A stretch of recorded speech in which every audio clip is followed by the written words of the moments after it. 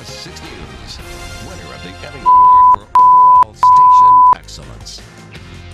I'm Sam Brock. And I'm Stephanie Rochon. The temperature at the General Assembly hit fever pitch earlier this week when the House of Delegates passed the so-called personhood bill. A few days of reflection and dialogue have done little to soothe the lively debate. Thousands of women opposed to the bill's passage are signing petitions, and they are confronting their lawmakers, discussing whether their college-age children will be returning to Virginia. It's our top story at 5:30.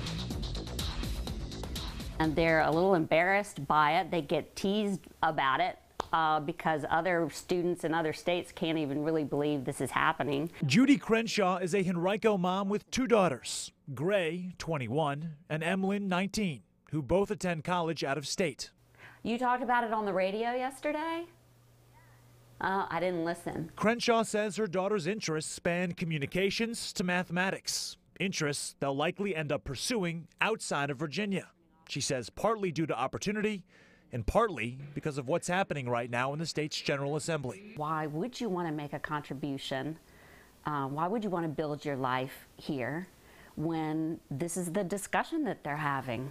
You know, when it's not a place that treats women equally. I've got to deal with all these sideshows with these people who just never want to get to the plain fact of the very simple thing I want to do, to recognize the unborn as being a human being before the law. That's all. Republican Delegate Bob Marshall is defending his legislation, House Bill 1, which he says simply defines life as starting at conception. Crenshaw disagrees, calling the bill a starting point for clamping down on women's reproductive rights, like abortion services and some forms of contraception. That's all. It doesn't criminalize abortion, doesn't affect birth control, and they can't point to one case where it's ever been done that way.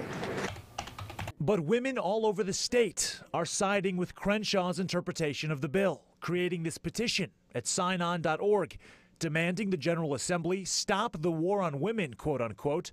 And so far, the number of signatures exceeds 9,000. I've told that number now is actually ahead of 10,000.